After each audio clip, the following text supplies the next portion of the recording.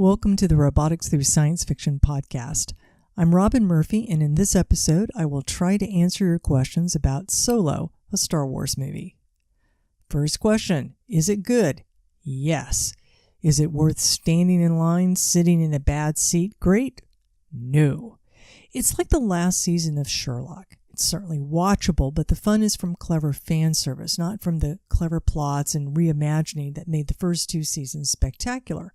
Alden Ehrenreich is charming as a young Han Solo struggling to overcome a slow pedestrian plot and surprisingly lackluster direction from Ronnie Howard. Be assured this is not Rogue One territory where we don't know until the final moments how the movie ends. We know exactly how every scene will end and who will die. The Star Wars theme annoyingly plays each time the movie touches upon an element of the backstory to the original trilogy. In other words, John Williams' estate is making a bundle from Solo. As would be expected, Woody Harrelson gets to satisfyingly double-tap those who double-cross him, and Emilia Clarke continues the tradition of Star Wars actresses transcending unfortunate hairstyling choices.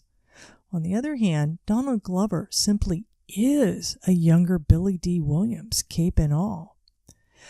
But how was the robot L337? It's another quirky robot sidekick for the Star Wars pantheon.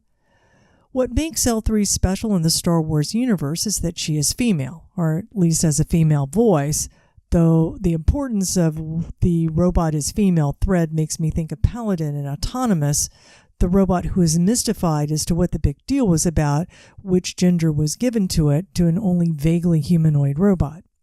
However, as a woman, I am delighted whenever a robot is not objectified, and see my non-stereotypical female robot roles.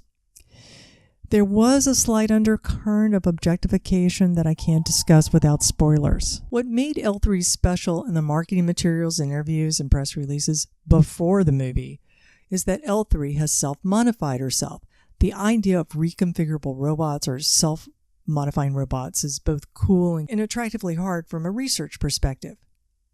And it was nowhere to be found in the movie.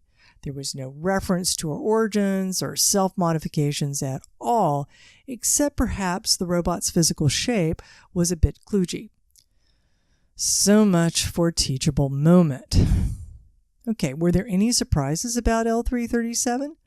Well, the movie's marketing skipped over L337's overt activism on equal rights for robots.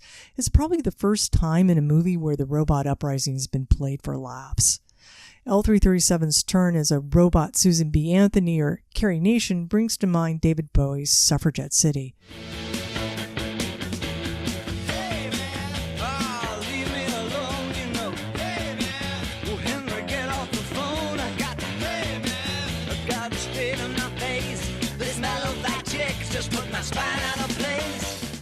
The suffragette angle is meant to be funny, but there's perhaps an unintentional nod to a troubling economic disparity in real life.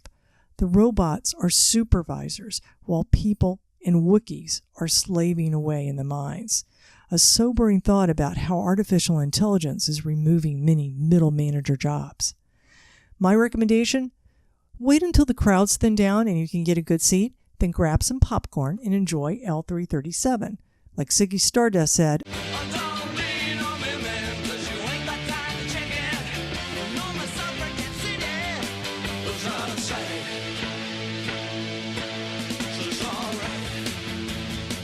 and that sums up L337.